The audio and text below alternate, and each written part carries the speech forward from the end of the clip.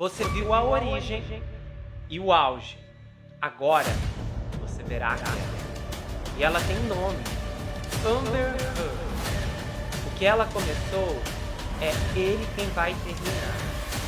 Para Johnny Depp, pode ser um novo começo.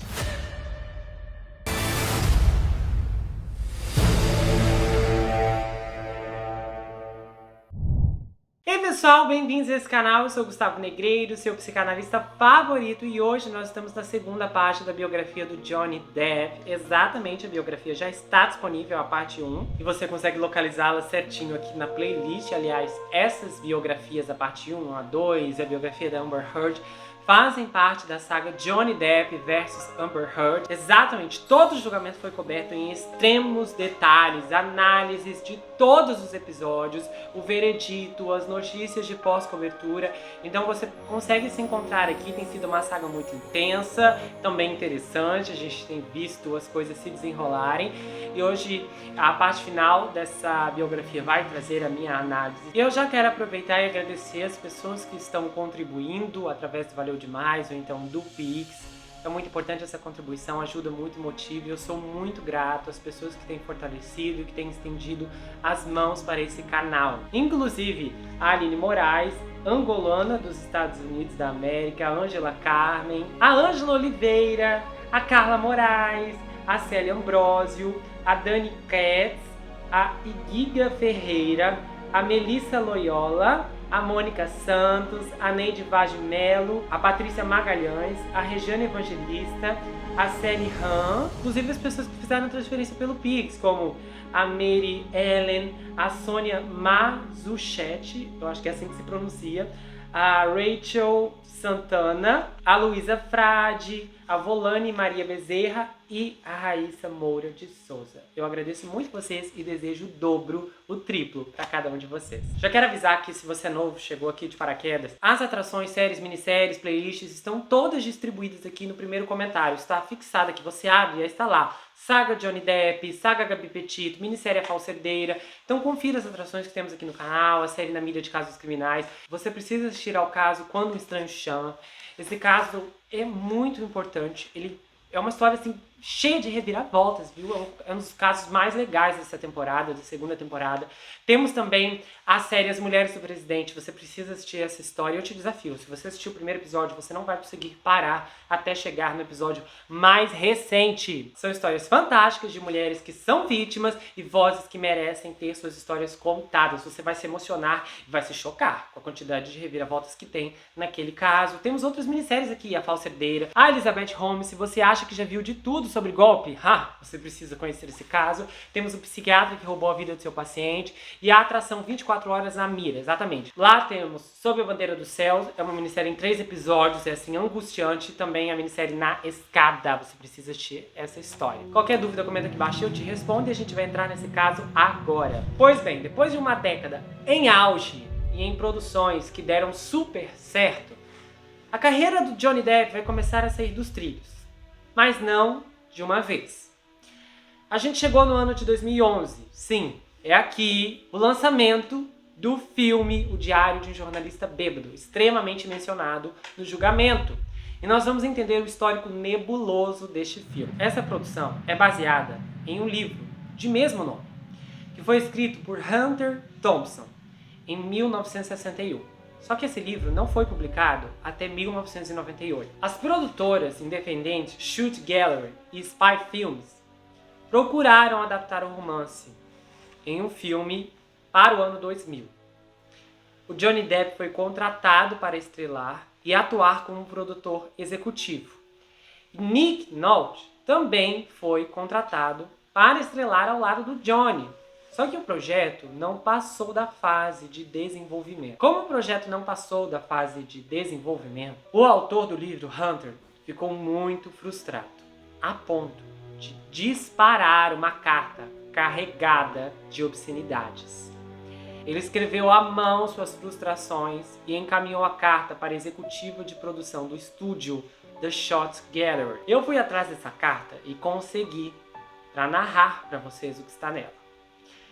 Só que aí eu vou ter que adaptar algumas palavras, porque esse homem estava tão furioso que ele disse coisas horríveis, com termos que eu não posso falar aqui e eu nem pronunciaria. Então eu vou adaptar de forma mais leve, mas acreditem, as coisas que ele chamou a mulher são horríveis.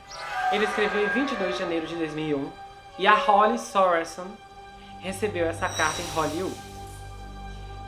E a carta começa assim: Cara Holly, ok, sua cobra preguiçosa, estou ficando cansado dessa porcaria de cabeça de água que você está fazendo com o diário de jornalista bêbado. Não estamos nem girando nossas rodas agressivamente. É como se todo o projeto tivesse sido entregue a zumbis que vivem em caixas de papelão sob a Hollywood. Eu pareço ser a única pessoa que está fazendo alguma coisa para fazer este filme. Eu reuni o Johnny Depp, o Benício Del Toro, o Brad Pitt, o Nick Nolte e um ótimo roteirista da Inglaterra chamado Michael Thomas, que é um garoto muito inteligente e até agora tem sido um prazer conversar e conspirar com ele. Já tem um ano que a porcaria do script está pronto e tudo que você tem que fazer agora é agir como uma profissional e pagá-lo. O que diabos você acha que é fazer um filme? Ninguém precisa mais ouvir um jargão de como o ano tem sido difícil, de como o filme não sei o que fracassou, de como o filme Viagens de Esqui deu errado e como esses filmes faliram a Shoot Gallery. Se você é tão pobre assim, deveria sair do mundo do cinema. Não é lugar para amadores e dialentes que não querem fazer nada, além de almoçar e desperdiçar o tempo das pessoas sérias. Que se lasque! Temos um bom roteirista, temos os principais papéis escalados e temos um filme muito comercializável que nem será difícil fazer. E tudo que você é uma maldita espectadora fazendo sugestões estúpidas e tagarelando de vez em quando, como um garoto meio brilhante, sem dinheiro, sem energia e sem foco. Estou farto de ouvir falar do Cuba Jabs, parceiros ioiô que querem mudar a história porque a violência os deixa enojados. Porcaria neles! Prefiro lidar com um babaca vivo do que com um verme morto sem luz nos olhos. Senão, a única coisa que você vai conseguir ao desistir é se enrolar em uma posição fetal, e é a dor e a vergonha implacáveis que vão lhe atingir. E a única coisa que você não terá é a diversão. Ok, essa é a minha explosão de hoje. Vamos torcer para que alguém ganhe dinheiro. E se você não fizer algo rápido, você vai destruir uma ideia muito boa. Eu estou com vontade de cortar alguma coisa. Porcaria! Faça alguma coisa! Aí ele colocou: responda por favor, assinado Hunter. Só que a Shot Gallery acabou falindo no final daquele ano e o projeto se foi. Então em 2002 o novo produtor procurou o projeto e o Benício Del Toro e o Josh Hartnett foram contratados para estrelar a adaptação cinematográfica. Só que a segunda encarnação do projeto não passou do estágio de desenvolvimento outra vez. Aí em 2005, a gente volta para o autor do livro, Hunter. Ele sofria de depressão, consumia muito álcool, substâncias ilícitas. E aí, lá pelas 5:30 da tarde, do dia 20 de fevereiro, ele liga para sua esposa, Anita. E ela estava no Aspen Club. Aí enquanto eles se falavam, ele estava com um revólver nas mãos e engatilhava a arma. E o Hunter falou para Anita: olha, vem para casa, eu quero que você me ajude a escrever uma coluna na ESPN. Aí ele colocou o receptor no balcão e disparou em si mesmo. A Anita confundiu o engatilhamento do revólver com o som das teclas da máquina de escrever. Então ela desligou o telefone quando ele disparou. O neto e a nora dele, Will e Jennifer, estavam na sala ao lado quando ouviram o som da bala. Inclusive ele havia chamado o filho, a esposa e o neto para irem na casa aquele dia para passar um tempo com ele. E quando eles ouviram o som, eles confundiram com um livro caindo e não verificaram o Hunter imediatamente. Aí o João, o filho, encontrou o corpo do pai e ele ligou para o escritório do xerife meia hora depois. Na máquina de escrever do Hunter havia um pedaço de papel com a data 22 de fevereiro de 2005 e uma única palavra: conselheiro.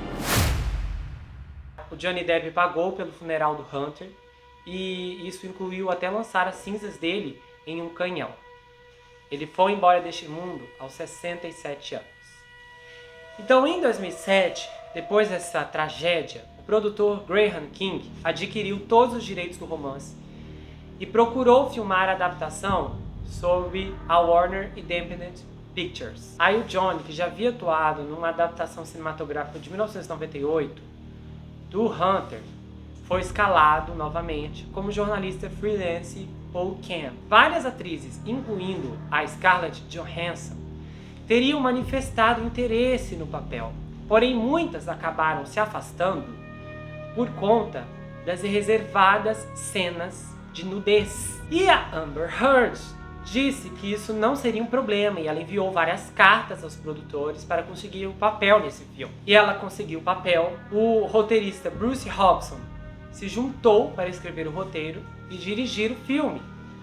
E em 2009, a produtora do Johnny Depp, a Infinity, assumiu o projeto com o apoio financeiro da Graham King e da produtora JK Films. A fotografia principal começou em Porto Rico no dia 25 de março de 2009. E o diretor e roteirista desse filme estava sofrendo bloqueio criativo. Então, para conseguir vencer isso, ele estava sóbrio há 6 anos. Então ele passou a beber uma garrafa de vinho por dia até terminar o roteiro. Depois que concluiu, ele parou de beber novamente. O filme foi gravado e finalmente lançado em 28 de outubro de 2011. Eles gastaram 45 milhões de dólares na produção, mas a bilheteria naufragou, com 30 milhões de retorno. O filme não teve brilho e a crítica não gostou muito, dando 51% de aprovação. Então, em 2012, o Johnny Depp já estava com a Amber Heard e ele retorna à fantasia, diga-se de passagem, outra parceria com o Tim, no filme Sombras da Noite, que custou 150 milhões e depois arrecadou 245 milhões em todo o mundo. A crítica fez cara feia e deu 35% de aprovação para o longa, mas as bilheterias foram boas. E aí, o Johnny, nessa época, foi nomeado por votação pública como o homem favorito de estrela de cinema. E ele foi indicado e foi vencedor nessa categoria do ano de 2005 até o ano de 2012. E em 2012, inclusive, ele se tornou o ator mais bem pago da indústria cinematográfica americana, ganhando até 75 milhões de dólares por filme. O relacionamento do Johnny e da Vanessa havia chegado ao fim muito antes de ser anunciado publicamente, mas o anúncio ocorreu em junho de 2012 e logo depois ficou público o relacionamento do Johnny com Amber Heard. Aí houve um problema. Ali em 2012, um professor de medicina da UC Irvine, Robin Eckert, processou Johnny Depp e 3 empresas de segurança, alegando ter sido agredido por um guarda-costas do Johnny, em Los Angeles, no ano de 2011. Ele disse que os resultados dessas lesões foram um cotovelo descolado.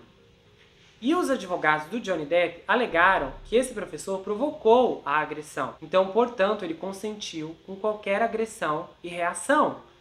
Os documentos judiciais afirmaram que o Johnny, apesar de não ser o gerente direto dos seus seguranças, não fez nada para impedir o ataque. Antes que o caso fosse a julgamento, o Johnny Depp fez um acordo com esse professor por uma quantia não revelada, de acordo com o TMZ. Em 2013, o Johnny embarca no Cavaleiro Solitário, co-estrelado aqui pelo Armie Hammer. Que pasmem, gente, eu tô assim pra fazer uma minissérie sobre a vida desse cara. Há muita coisa aqui que precisa ser, na verdade, investigada com integridade nesse caso. E não a vida dele apenas, mas a vida da família. E eu já tô com material assim, só preciso ter tempo. É fascinante a história, viu? Principalmente essa minissérie. Comenta aqui embaixo se vocês têm interesse. E olha só, esse filme passou por vários problemas dentro da Disney. Principalmente na questão orçamentária, que chegou a um valor bastante absurdo e irresponsável. 250 milhões. Essa conta foi muito negligente, principalmente porque essa história já não tinha muito apelo. Cavaleiro Solitário. E a resposta nas bilheterias equivaleu à popularidade do Johnny Depp, ao marketing da Disney, mas não bastante para superar o investimento, porque a bilheteria chegou a 260 milhões. Pois é, isso não era bastante para cobrir os gastos da Disney. E as perdas passaram de 150 milhões. Foi um abalo para os estúdios da Disney, já que eles tinham fracassado em um filme anterior chamado John Carter, que foi... Gente, esse filme foi uma mega bomba. Inclusive o CEO da Disney na época teve que pedir demissão, de tão desastroso que foi. Assim, a Disney fez um monte de projetos achando, não, somos a Disney, vamos... Todo mundo vai pro cinema assistir nossos filmes, e foi um tapa atrás do outro. Teve um outro filme também, acho que é Marte Procura Mães, que também foi um desastre nas bilheterias. Eles caíram muito em relação a filmes que eles investiram horrores e não conseguiram esse retorno. E aí, esse filme acabou tendo toda essa resposta negativa, tanto por parte da crítica, que não gostou, do público, que também não curtiu o filme, e esse prejuízo financeiro, que é o pior de tudo. Aí, em 2014, o Johnny atua em um filme chamado Transcendente, um filme de ficção científica que custou 150 milhões. Só que aí, esse filme pegou só 103 milhões nos cinemas. Foi um desastre. As críticas também foram muito violentas, dando apenas 19% de aprovação. Eu nunca tinha ouvido falar desse filme, inclusive. Eu tomei até um susto quando eu encontrei ele ali na biografia, porque eu nunca tinha visto em lugar nenhum. Muitos dos filmes que eu já mencionei aqui pra vocês, embora eu não tenha assistido, eu já tinha ouvido falar, me recordo de ter visto o cartaz no cinema, a capa do filme nas locadoras, mas esse filme aqui eu não conhecia. Total desconhecimento da face do público. E aí depois o Johnny acabou tendo um papel menor em um filme independente chamado Tusk. Esse filme custou 3 milhões, arrecadou 1,9 milhões. Depois ele aparece no filme de fantasia, também da Disney, chamado Caminhos da Floresta. Esse filme aqui foi entupido de estrelas. Eles pegaram estrelas da época, até Meryl Streep, enfiaram no elenco. Cada um ali tem tipo uns 20 minutos. Parece um bloco assim, 20 minutos você, depois 20 minutos você, depois mais 20, 20, 20. E segue assim o filme assim. O Johnny, inclusive, é o 8º personagem de importância no filme. E o orçamento, por incrível que pareça, apesar de ter muita gente famosa e que cobra caro, o filme custou só 50 milhões, sem contar os efeitos especiais, essas coisas todas. A Disney ali conseguiu conter os gastos. E ele arrecadou incríveis 213 milhões nas bilheterias. Com certeza o estúdio brindou na época. Aí em 2015, o Johnny protagoniza uma comédia de ação chamada Mordecai, a arte da trapaça. Esse filme custou bem caro, 60 milhões, e pegou uma bilheteria de 47. A crítica então pisoteou o filme e depois enterrou, dando 12% de aprovação. O Johnny foi indicado a 2 framboesas de ouro por causa disso. Eles literalmente odiaram tudo nesse filme.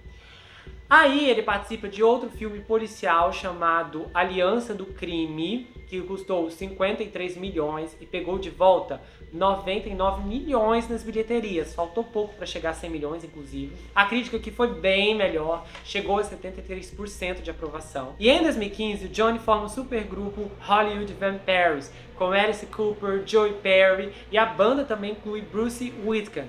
E o amigo dele da banda dos anos 80 é o The Kids. Aí a banda lançou seu primeiro álbum de estúdio auto-intitulado em setembro de 2015, e ele apresentava 11 covers de rock clássico, bem como 3 músicas originais, todas coescritas pelo Johnny Depp. A banda fez sua estreia ao vivo do The Rouge em Los Angeles em setembro de 2015 e desde então fez 2 turnês mundiais em 2016 e 2018.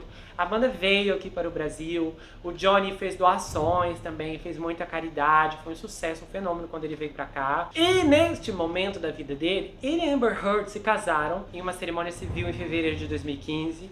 Depois, em abril de 2015, a Amber viola as leis de biossegurança da Austrália quando não declara os 2 cães à alfândega, porque nesse processo ela voou para Queensland, onde o Johnny estava trabalhando em um filme. Aí a Amber foi pega, se declarou culpada de falsificar documentos de quarentena, e ela afirmou que só cometeu esse erro devido à privação do sono, não foi de propósito. Ela então teve que pagar uma fiança de bom comportamento no valor de $1.000 por produzir um documento falso, e a Amber e o Johnny divulgaram um vídeo no qual se desculparam por seu comportamento e instauraram as pessoas a aderirem às leis de biossegurança. O ministro guardião da Austrália, que lida com esses casos, disse que esse era o caso de quarentena criminal de maior perfil da história australiana. Então, em 2016, no primeiro ato daquele ano, o Johnny participa da sequência de Alice no País das Maravilhas, dessa vez Alice através do espelho.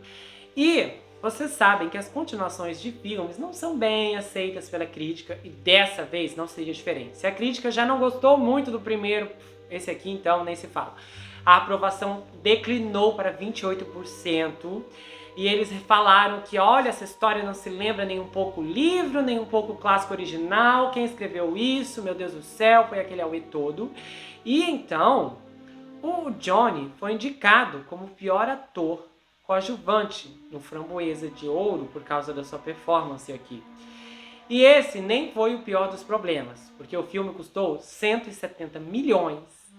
E nas bilheterias chegou a 299 milhões. E claro, foi um prejuízo enorme, porque a Disney gastou mais uma grana em marketing. Os cofres da Disney sentiram uma perda de 70 milhões de dólares. Mas nesse mesmo ano, ele aparece no início de uma outra franquia famosa. Sim, estamos falando de Animais Fantásticos e Onde Habitam, um spin-off prequel da saga Harry Potter. O Johnny não é o protagonista aqui, o orçamento desse filme também é bem elevado, 200 milhões, mas o retorno nas bilheterias foi dentro do esperado, 814 milhões. O gasto em marketing aqui também foi bem usado, 150 milhões. E depois de todas as despesas, o lucro líquido desse filme ficou na casa dos 164 milhões, tornando o nono lançamento mais lucrativo de 2016. A crítica também deu 74% de aprovação.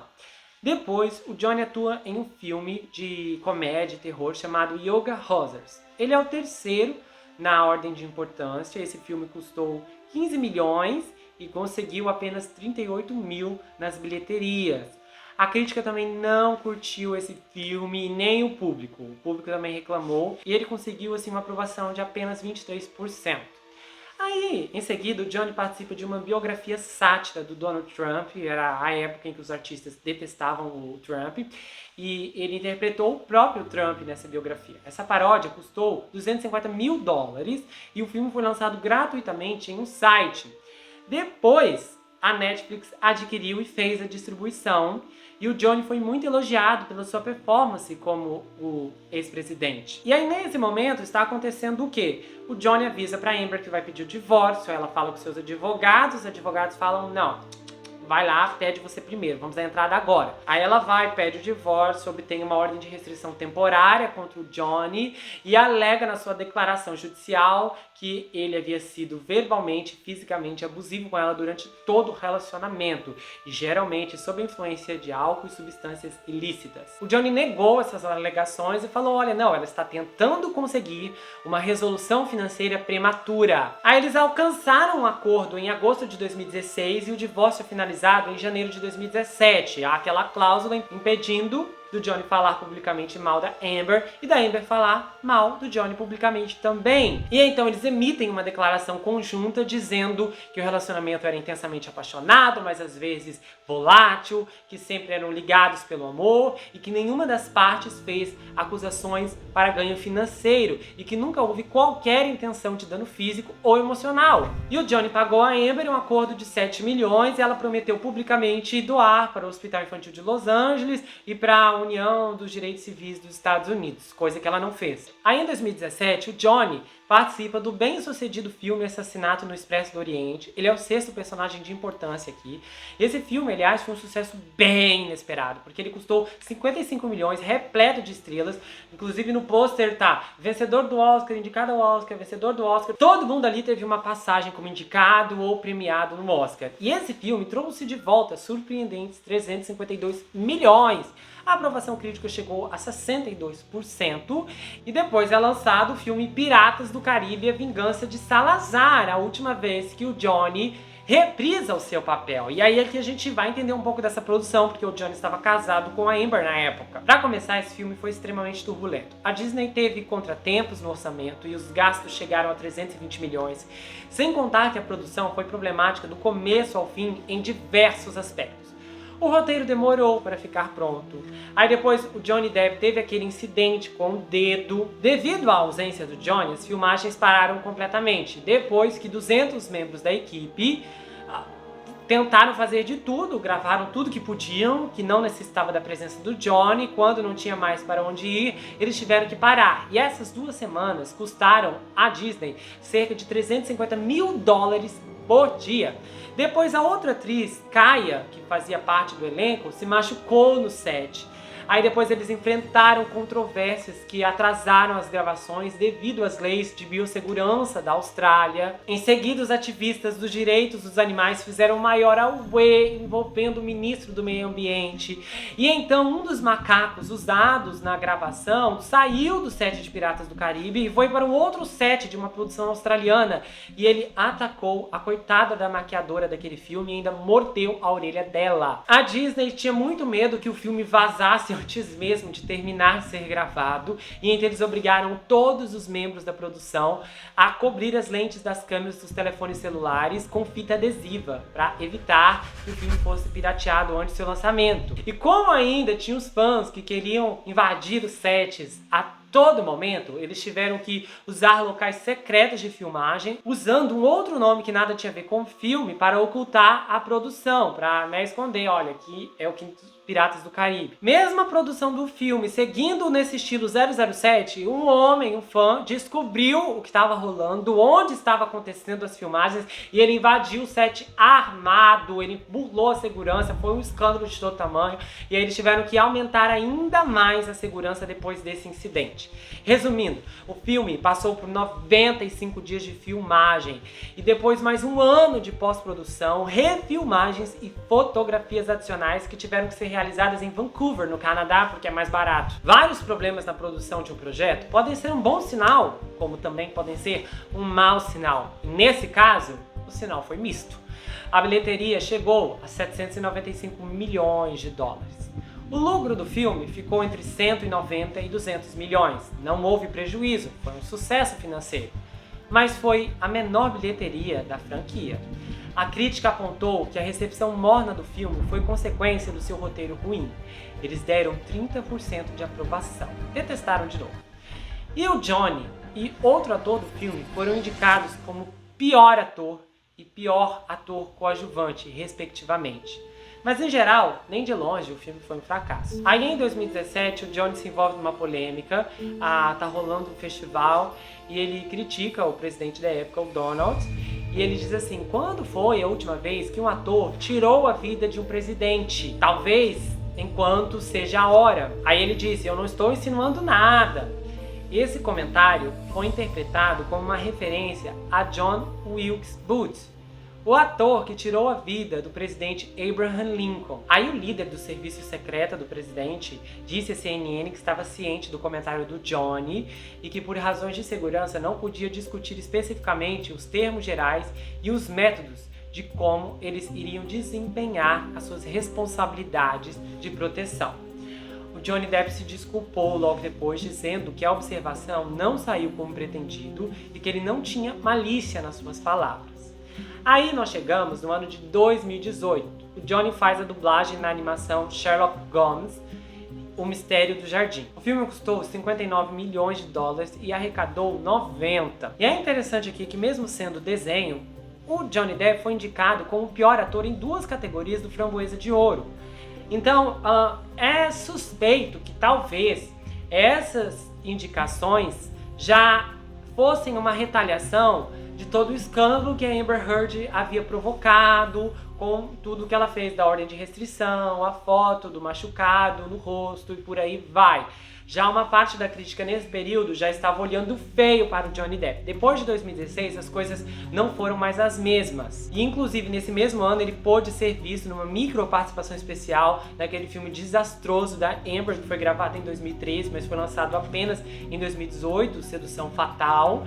E aí depois ele retorna para o segundo filme de Animais Fantásticos, dessa vez Os Crimes de Grindelwald, acho que é assim que se fala. A Amber, nesse ponto, não tinha lançado o artigo fraudulento, mas já havia feito muita coisa, como eu relembrei aqui. E a escalação do Johnny Depp, tanto para o primeiro filme e a reprise nesse segundo, causou polêmica. Porque os fiscais do Twitter, que iam odiar ainda mais a J.K. Rowling posteriormente, começou a criticá-la, já que ela era a pivô do projeto, falou: você está permitindo que ele seja escalado, um agressor, bababá. E ela veio a público com uma declaração e ela disse: olha, com base em nosso entendimento das circunstâncias, os cineastas e eu não estamos apenas confortáveis com o nosso elenco original, mas genuinamente felizes por ter Johnny interpretando um personagem importante nos filmes. Eu aceito que haverá aqueles que não estão satisfeitos com a nossa escolha do ator no papel título. No entanto, a consciência não é governável pelo comitê. Dentro do mundo ficcional e fora dele, todos nós temos que fazer o que acreditamos ser a coisa certa. Honestamente, há um problema no momento em que muitas pessoas estão sendo acusadas por várias vítimas. E é convincente e assustador. Com Johnny, parece-me que houve uma pessoa que deu uma surra nele e reivindicou algo. Só posso falar sobre o homem que vejo todos os dias. Ele é cheio de decência e bondade. E isso é tudo o que vejo. O lançamento desse filme aconteceu e a crítica fez bico, dando 36% de aprovação. O orçamento desse filme se manteve ali com 200 milhões e a bilheteria chegou a 654. Já foi um declínio. No mesmo ano, o Johnny atua em um filme chamado Adeus Professor. É um filme de comédia que não teve muito destaque.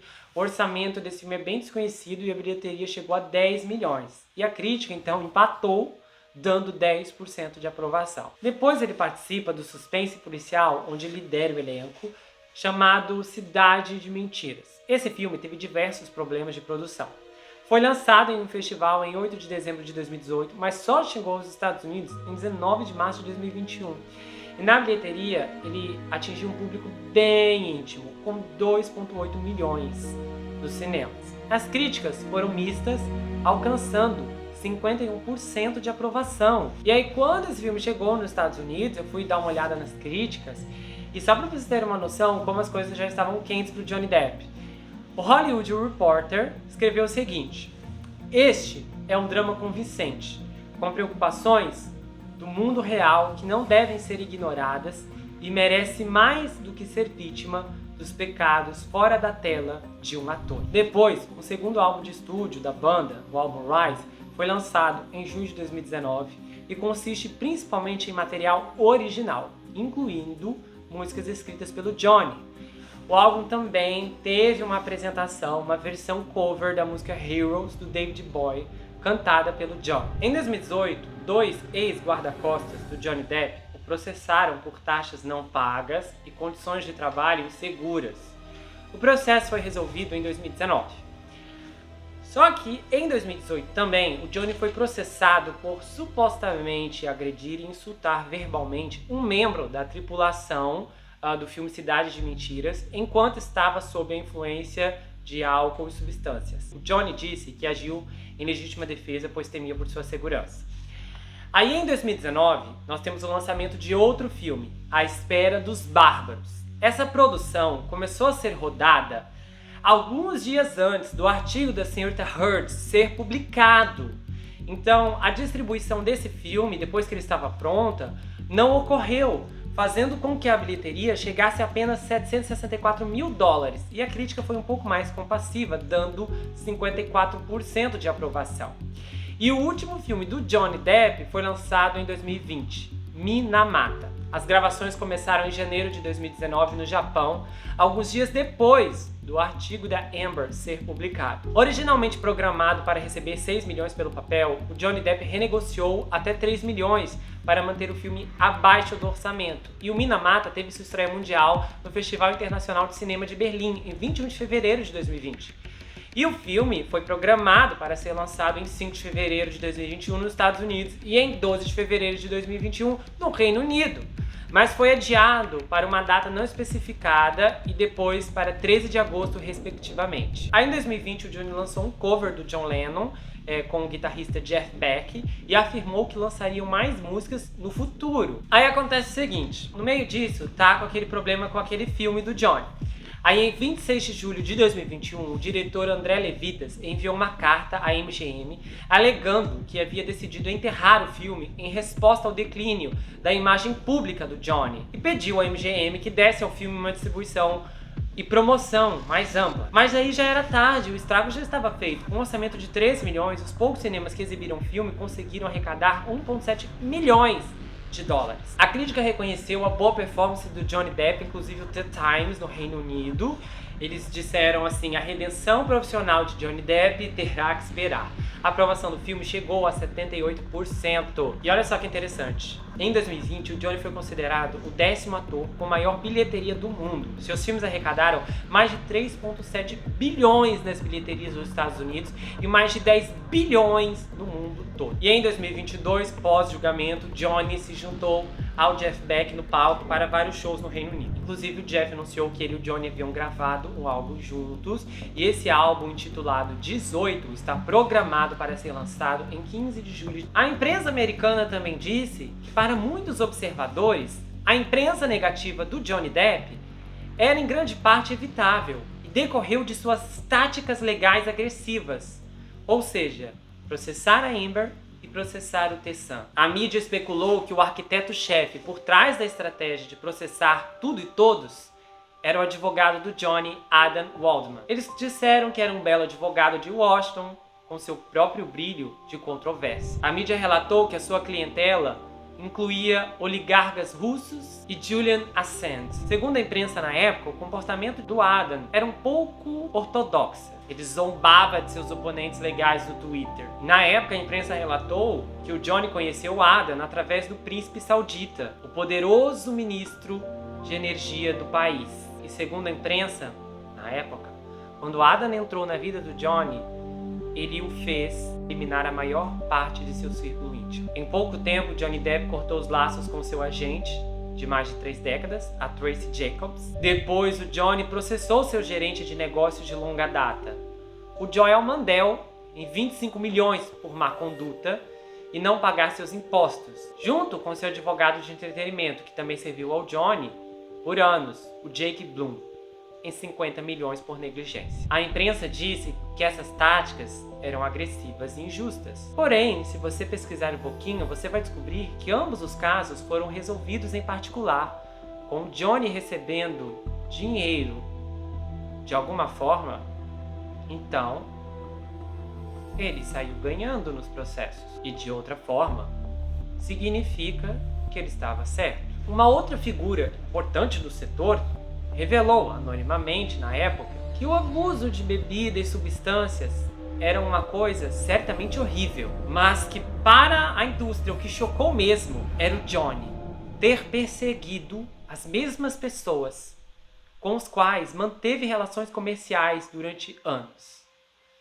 Então isso indicava um nível de toxicidade raramente visto. Quando Johnny Depp abriu o processo, a cofundadora da Time's Up de defesa legal, Roberta Capron, fez uma declaração. É realmente difícil imaginar por que alguém decidiria seguir uma estratégia como essa, especialmente agora que, após um julgamento de 3 semanas, com dezenas de testemunhas e centenas de exibições, o juiz do Reino Unido rejeitou todos os ataques infundados à credibilidade de Amber e concluiu que o Johnny realmente a agrediu em 12 ocasiões diferentes. A Roberta fez severas críticas ao Johnny e foi muito aplaudida pela mídia, pelo Me Too, pelos ativistas. Mas há um detalhe pequenininho. A Roberta atuou na equipe jurídica da Amber durante o julgamento no Reino Unido. Esse detalhe não levou à manchete. Ela foi descrita como uma voz imparcial que estava dando apoio ao lado certo da história. O Hollywood Reporter fez do Johnny sua capa de revista, com um longo artigo decretando o fim de sua carreira e insinuando até mesmo sua falência. O The Guardian disse que a vitória do The Sun sobre o Johnny era o fim de um herói da infância. As mídias também fizeram uma observação bastante interessante. Eles disseram que os estúdios estavam aterrorizados em ter que contratar alguém que estava na linha de frente, sendo mirado pelo Me Too. Vários diretores que trabalharam com o Johnny Depp ao longo de sua carreira foram contatados, mas se recusaram a falar mal dele. Várias pessoas com quem ele trabalhou disseram para a publicação do Hollywood Reporter que não queriam falar nada porque queriam protegê-lo. O Johnny Depp, que tinha uma fama de ser um dos atores mais fáceis de trabalhar, que era constantemente elogiado pelo elenco e pela equipe de seus filmes por conta de seu profissionalismo e simpatia, agora havia virado um monstro. Há um outro detalhe que também incomodou a mídia, e eles fizeram questão de relatar. Depois que o juiz deu seu veredito numa manhã de segunda-feira, os seguidores online do Johnny Depp foram considerados virulentos e também foram descritos como um tipo diferente de fã. A mídia disse que as hashtags foram previsíveis e que era previsível também que essas hashtags estivessem em alta, todas proclamando a inocência do Johnny. A mídia se questionou sobre esses fãs do Johnny. E eles especularam que provavelmente eram fãs na faixa dos 30 e 40 anos. Eles trouxeram profissionais da saúde para explicar como pessoas da meia-idade estavam envolvidas nisso, porque isso era incomum. E a resposta foi, abre aspas, é Johnny quem inspira essas pessoas, o que diz muito sobre ele, o que também representa o quão longe e o quão profundo essa geração caiu. Fecha aspas. Outras mídias disseram que não foi apenas o veredito do juiz que dizimou sua reputação, foi a vida absurdamente exagerada dele. O The Guardian chegou a alegar que a queda do Johnny estava relacionada aos $30 mil por mês que ele gastava em vinho. O que a mídia não informou foi que esses gastos cessaram quando a Amber Heard e o Johnny Depp se separaram. Uma outra fonte muito informada revelou também que o Johnny tinha muitos ciúmes dos colegas de elenco da Amber. Segundo essa fonte, o Johnny se referiu ao Leonardo DiCaprio como cabeça de abóbora e ao Channing Tatum como cabeça de batata. Também ressaltaram suas mensagens de texto, inclusive aquele no qual ele se referia a Amber como um mercado de peixe habano. Mas apesar de tudo, a mídia ainda se chocou, pois mesmo o Johnny em toda sua ruína conseguiu manter seu acordo de 5 milhões com a fragrância masculina da Christian Dior, da marca Sauvage. A imprensa queria saber por que a empresa não retirou o Johnny imediatamente da campanha. Então eles foram atrás de uma consultora de marketing de beleza que havia trabalhado na empresa de perfumes. E ela disse: os franceses não são facilmente abalados por controvérsias, como os americanos ou britânicos. E eles amam Johnny e esperam que isso passe. Mas a mídia relatou que os ativistas estavam fazendo muita pressão para que a empresa fizesse a coisa certa e dispensasse o Johnny. Ele estava envolvido com um prestigioso projeto de TV para interpretar o icônico ilusionista Harry Houdini. E seria seu retorno à TV desde a sua série Anjos da Lei. Essa série seria produzida pelo Jerry Bruckheimer, mas isso se desfez. O Johnny foi retirado do projeto silenciosamente. E assim as portas foram se fechando.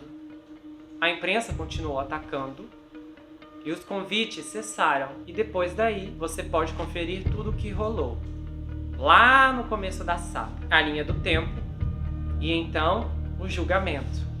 Os depoimentos, os testemunhos, as provas, os interrogatórios, as reviravoltas, as mentiras, a verdade, a minha opinião, o meu veredito e o veredito do júri.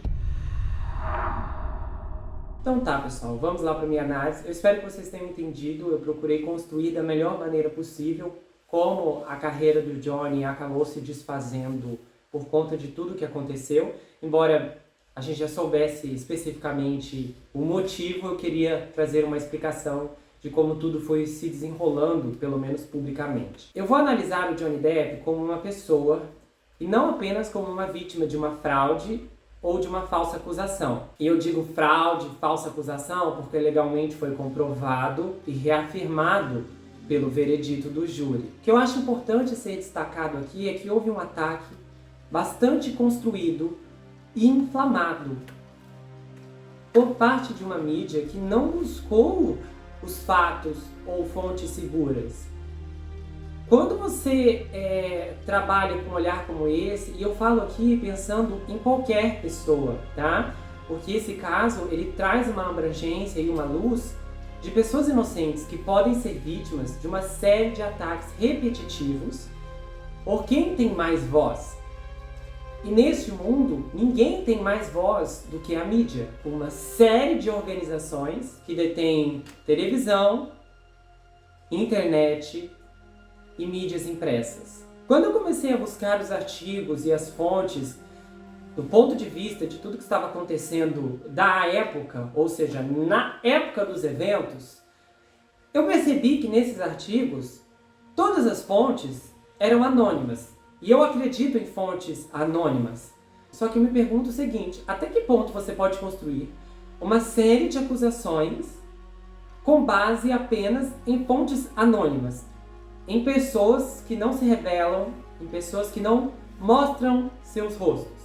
E como é possível que todas as pessoas procuradas para falar mal, que têm seus nomes conhecidos, como os diretores e colegas de trabalho, não quiseram apresentar algum contraponto negativo sobre ele? O trabalho de jornalismo tem a ver com uma investigação e tem que haver uma separação do que é fato, do que é boato e do que é especulação. O mínimo que se espera da imprensa, o mínimo do mínimo, que é obrigatório, é a imparcialidade. Quando você escreve uma matéria, quando você publica um artigo que vai alcançar milhões e milhões de pessoas, que será replicado por centenas de outras mídias, no qual um artigo ataca alguém e esse alguém será difamado mundo afora, você precisa conduzir essa investigação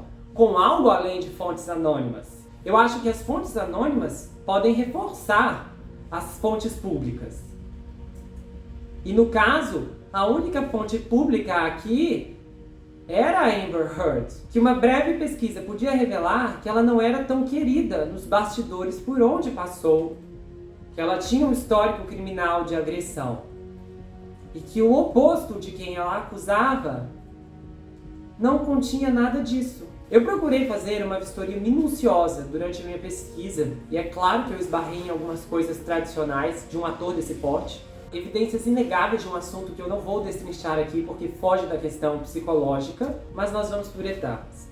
A infância desse garoto foi bastante conturbada, como revelada no julgamento pelo adulto, Johnny Depp. Foram anos de um estado de alerta pendente, medo de ser atacado, ferido, verbalmente ou fisicamente.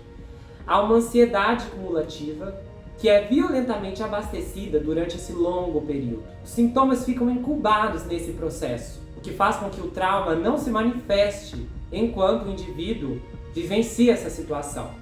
Mas na próxima etapa, no qual ele escapa do problema, há uma manifestação física desse estresse emocional.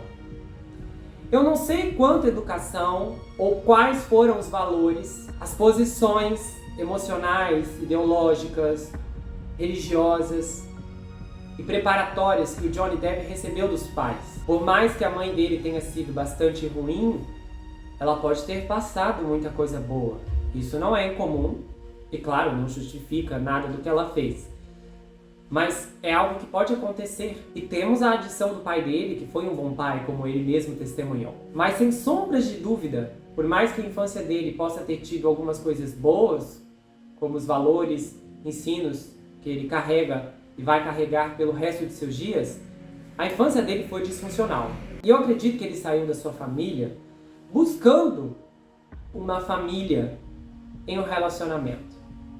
Eu encontrei declarações antigas que ele disse que se sentia casado com as parceiras da vez desde o primeiro dia em que foi morar com elas. Então eu vejo que ele tentou reconstruir essa família, pelo menos interiormente. Reproduzir a família que ele nunca teve. Mas é difícil providenciar todos os elementos necessários para algo tão precioso quando você está em um meio tão corrupto e moralmente errado. E é aqui que a gente esbarra em Hollywood. Essa cultura abrigada no seio da Califórnia foi estruturada desde o início com intenções erradas. E Hollywood é uma indústria construída sobre ressonância. E há muita pressão para se manter ali. Você pode reparar que os atores que estão no topo têm mais semelhanças do que pessoas de uma mesma família. Eles têm a mesma visão política, a mesma visão social, a mesma visão religiosa, às vezes até mesmo a dieta e inclusive a mesma visão de mundo. É chocante como os discursos deles são extremamente parecidos, pelo menos publicamente. E quando você coloca esses discursos lado a lado, eles formam um quebra-cabeça. Pode haver diferença na frequência, mas a sintonia é a mesma. Em Hollywood existe unanimidade. Você tem que estar no lugar que eles querem que você esteja. Você pode observar que vários atores famosos, Jennifer Aniston, várias pessoas, cantores, curtiram o post do Johnny quando ele fez a sua declaração da vitória. Mas a maior parte dessas pessoas não tiveram coragem de se manifestar publicamente. Quando você observa toda essa reação silenciosa em defesa a ele, e imagina, curtir esse post já deve ter sido arriscado para esses atores. E o medo aqui é de ir contra a maré. Eles viram que o homem estava sendo acusado injustamente, porque o conheciam. Claro, muita gente ali conheceu a Amber, mas como um bom hollywoodiano todo mundo sabe que se você tentar humanizar o inimigo, o grupo no qual você participa pode desumanizar você. Há muitos grupos que seguem esse mesmo perfil. Hollywood não é exceção e não é o único. De todos os casos que eu trouxe no canal, as que envolviam personalidades hollywoodianas, famosas ou não, trouxeram barbaridades das mais revoltantes, por conta do encobrimento. Você pode olhar o caso Olhos Famintos. Porém, a diferença de Hollywood para outros grupos, até mesmo seitas, é que Hollywood tem o que outros grupos não têm. O apoio da mídia, que reforça agressivamente o mesmo coro. Na verdade, não é a mídia que apoia Hollywood, é Hollywood que apoia a mídia. Você já trabalhou em uma empresa que, por mais que você gostasse dos serviços que ela produzia, você se sentia mal por ser obrigado a fazer massivamente coisas das quais não concordava? Você só tem duas opções.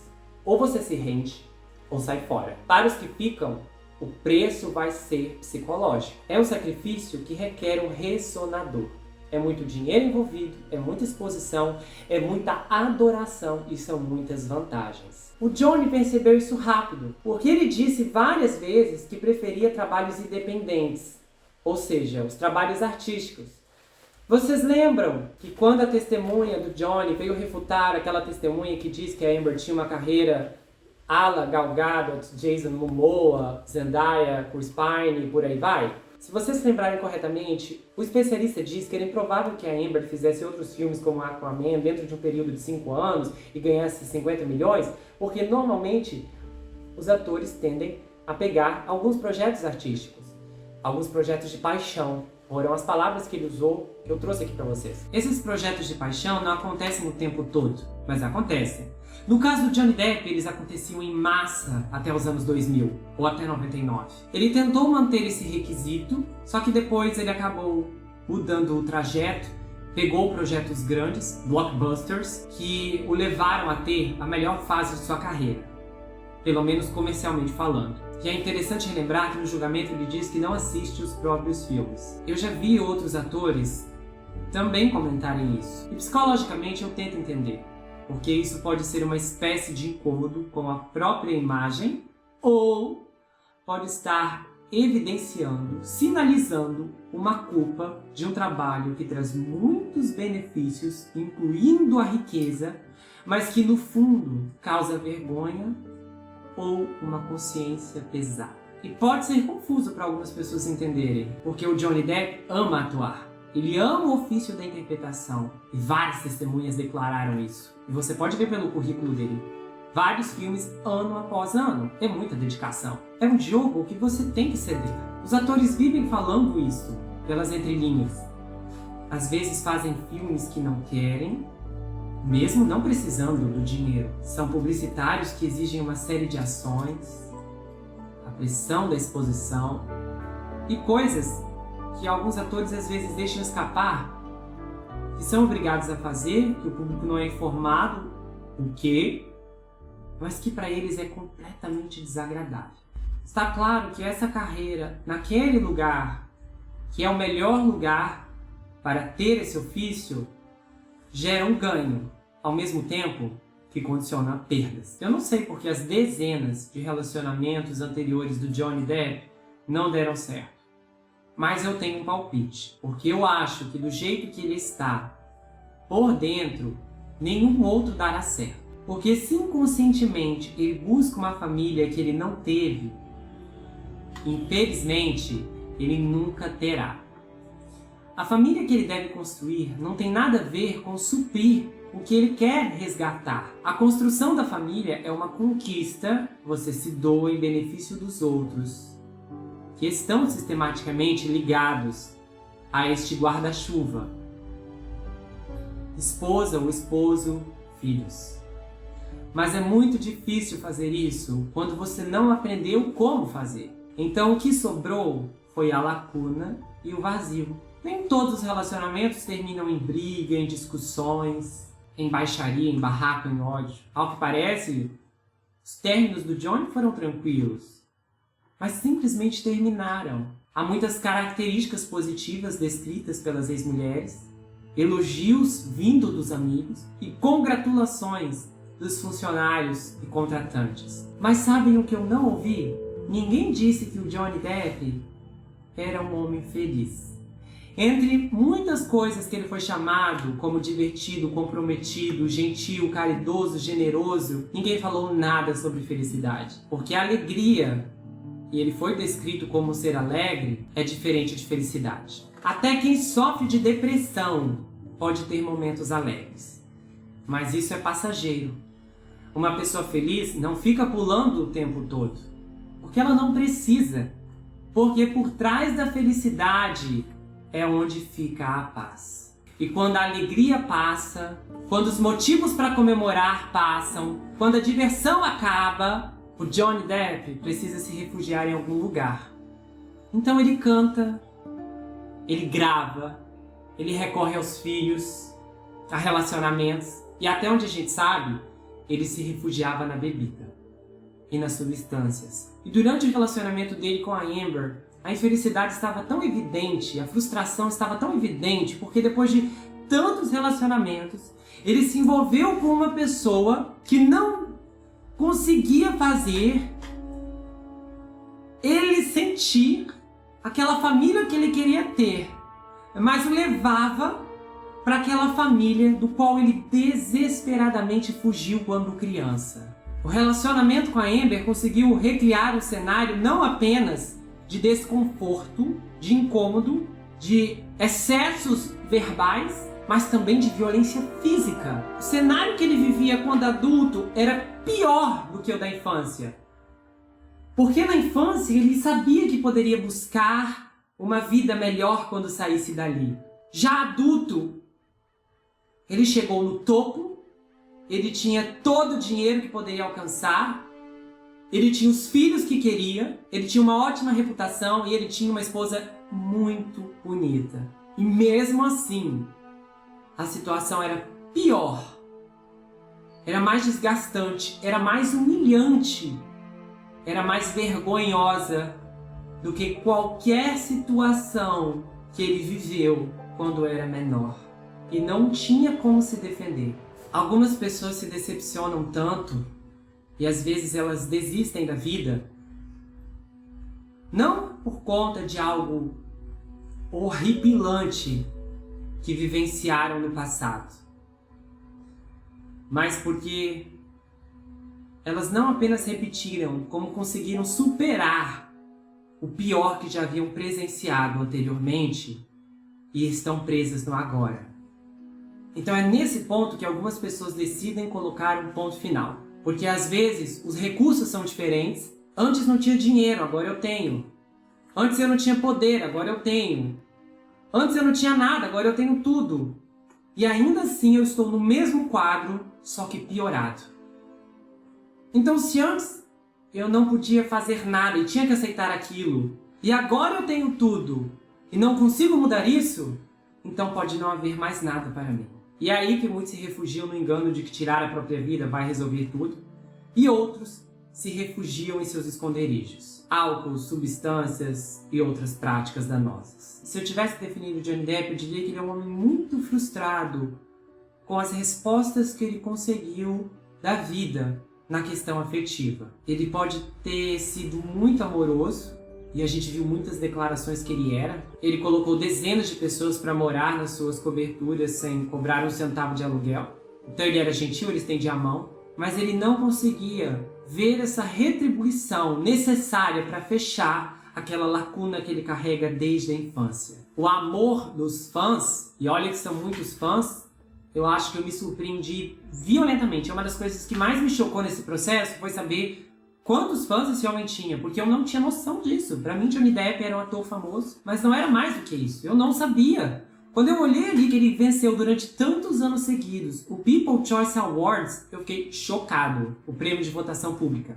Foi mais de uma década inteira levando ano após ano aquele prêmio. É chocante. E é até interessante que conforme eu pesquisava as informações para essa biografia, eu notei que conhecia os nomes de vários filmes que ele fez. Eu lembro dos cartazes no cinema, eu lembro das capas nas locadoras, eu lembro de ver a timeline do trailer na internet, eu lembro de tudo isso. E o mais interessante é que eu nunca quis ver nenhum desses filmes, nunca me interessou. Mas eu fico feliz por não ter assistido esses filmes, porque para mim o melhor momento para conhecer esse homem e a história dele foi neste momento. Através dessa história e através desse julgamento. Às vezes eu pego algumas histórias que eu não espero encontrar muita coisa ao longo da pesquisa. E algumas realmente conseguem me surpreender. Seja pelos personagens que eu encontro, pelas vítimas, pelos sobreviventes, ou até mesmo pela história de alguns dos vilões. O Johnny Depp recuperou a honra judicialmente e também na opinião pública. Na opinião midiática, eu acho que isso não vai acontecer. A situação com a imprensa é outra e eu já vou falar disso no final. Eu ficaria muito feliz e eu falo isso de coração, se ao invés do Johnny Depp decolar a carreira outra vez, ele conseguisse encontrar a paz. E eu acho que se isso acontecer, ninguém vai vê-lo em um filme novo, pelo menos não como antes, em um blockbuster. Ele tem muitos dons e talentos que ainda podem ser explorados de diversas formas e maneiras que ele nem imagina. Mas é preciso achar a rota. E essa rota é algo muito pessoal, é algo muito íntimo e acredite, vai exigir muita renúncia.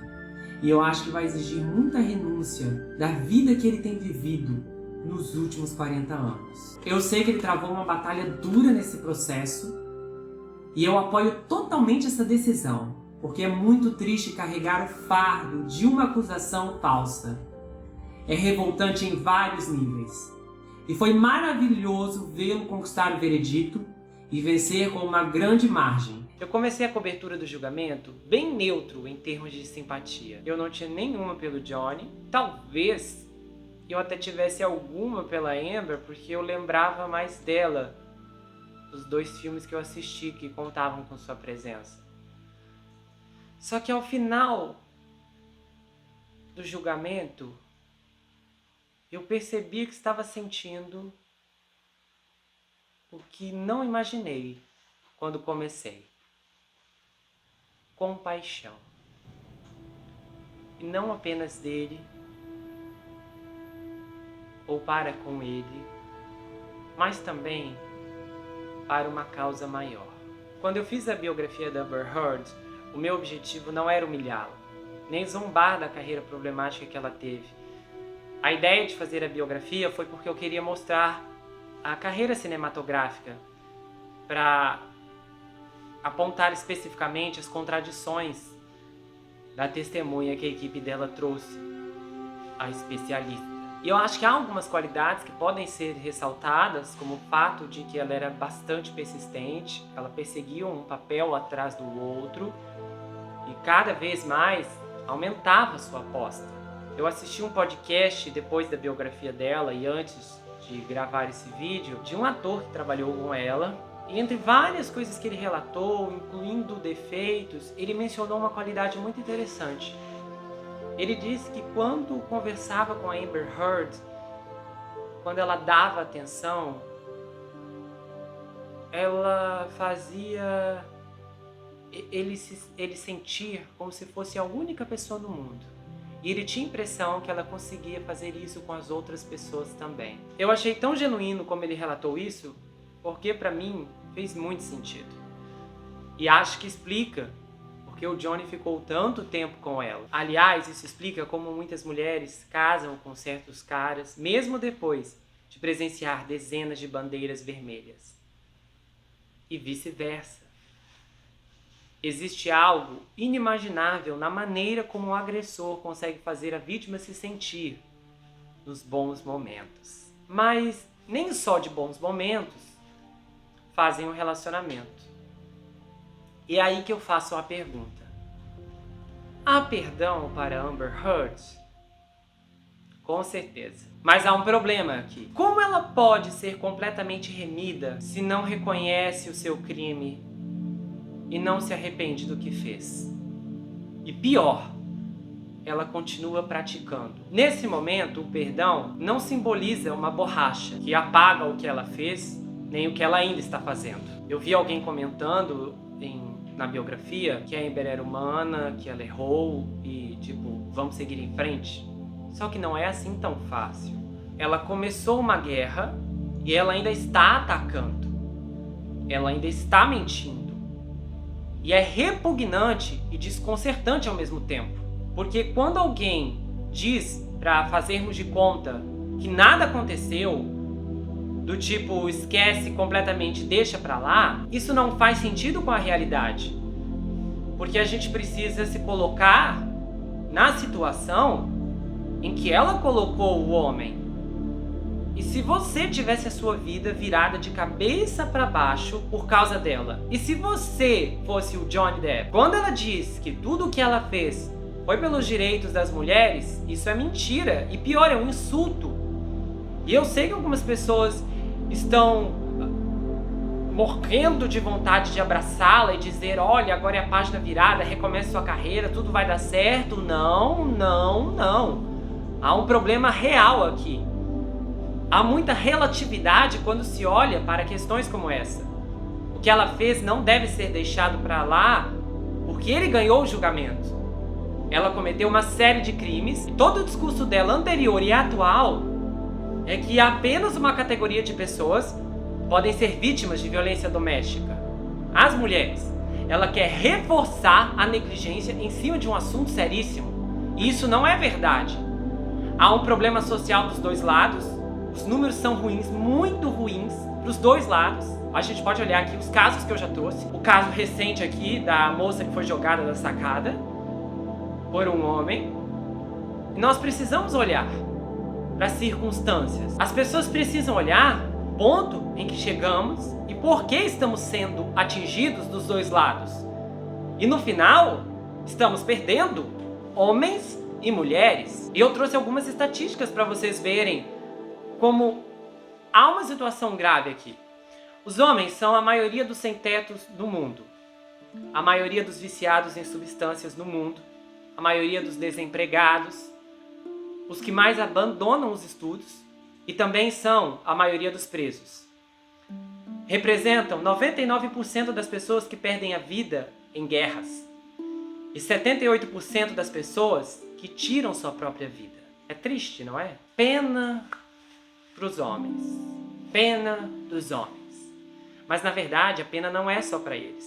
Não é só deles. Porque todos esses homens saíram da barriga de alguma mulher. Nesse momento, há várias mães chorando, esposas, irmãs, tias, amigas, colegas de trabalho, entes queridos. Muitas mulheres estão sendo atingidas por conta dessas perdas. Existem mais de 2.000 abrigos para a violência doméstica nos Estados Unidos. E todos eles tratam vítimas femininas e rejeitam praticamente todas as vítimas masculinas. Depois de 2016, foi aberto o primeiro abrigo para homens. Agora faz sentido. Uma questão bem estranha no caso Gabby Petito, quando o Brian Laundrie foi interpretado erroneamente como vítima de violência doméstica, a polícia ficou horas tentando colocá-lo num abrigo e eles não conseguiram. E eu mesmo fiquei sem entender, porque no fim eles tiveram que levar o Brian para um hotel. E a Gabi ficou na van. Aí você olha e se pergunta, peraí, mas os homens pagam metade dos impostos que sustentam esses abrigos. Por que eles não têm direito a eles? Em 2014, o Ministério da Saúde americana divulgou um relatório das denúncias policiais. 5,4 milhões de homens foram vítimas de violência doméstica e 4,7 mulheres foram vítimas de violência doméstica no ano anterior. Segundo as estatísticas, 1 a cada 3 mulheres serão vítimas de violência doméstica no mundo e 1 a cada 4 homens serão vítimas de violência doméstica no mundo. Quando a gente compara esses dados, as mulheres são maioria e os homens são minoria nesse problema. Mas isso é uma desculpa para não ajudá-los? Mas essas minorias não importam, né? Quando você abre os seus olhos para enxergar o problema, que mulheres podem ser tão agressivas e perigosas quanto homens, e que ambos, quando são agressores, são perigosos, você entende que o sexo do agressor é o que menos interessa. Os pais da vítima vão sofrer terrivelmente, independente se o falecido era uma filha ou era um filho. Sem contar que quando os menores são as vítimas, aí é que o buraco é mais fundo ainda. Porque menores não podem se defender e quase não tem a quem recorrer. Olha lá o caso da madrasta do mal. Um bando de juízes homens derrubaram a sentença daquela mulher porque ela era mulher. Eles olharam para um garotinho de luto no corpo de um jovem e praticamente disseram: a gente não acredita em você, tanto faz as provas, essa mulher é incapaz de ter feito isso. A disparidade de sentenças entre homens e mulheres é maior do que brancos e afro-americanos. Enquanto um homem afro-americano pode pegar 10% a mais de prisão que um homem branco pelo mesmo crime, um homem é sentenciado 60% a mais tempo de prisão que as mulheres pelo mesmo crime. Não estamos chegando em um equilíbrio, porque se a mídia apoia Amber Heard pelo fato dela ser uma mulher, o que a mídia fará quando outra mulher for vítima de uma mulher? Eles não serão justos. Eles vão olhar e dizer, bom, qual delas é a mais ativista? A gente vai defender essa aqui. Ótimo, vamos defender a ativista, que se dane a outra. Quando um homem culpado cai, é merecido. E mesmo assim, a família dele vai sofrer com certeza. Quando o homem inocente cai, é injusto. E a família dele vai sofrer de um jeito incomparável. Porque nada supera a violência e a marca da injustiça. Se você é condenado por algo que fez, você pode se arrepender. Se você é condenado por algo que não fez, você precisa se defender. E muitas vezes ninguém vai te ouvir. Quando uma acusação se espalha, as pessoas ouvem, tomam um lado, elas julgam, elas machucam. O Johnny Depp vai carregar para sempre essa mácula. Será que ele não bateu mesmo nenhuma vez na esposa? É impossível haver o senso que havia antes das acusações dela. Ninguém sabia, ninguém pensava nisso. Agora muitas pessoas vão pensar. A Amber Heard não merece a sua pena. Lamentar por ela é cuspir na cara de homens e mulheres que sofreram severamente depois que foram falsamente e equivocadamente acusados. A Amber Heard não merece a sua raiva. Não merece a sua mágoa e não merece o seu ódio. Eu não te aconselho a xingar a Amber dos piores nomes. Eu não te aconselho a zombar da Amber. Eu não te aconselho a ridicularizar a Amber.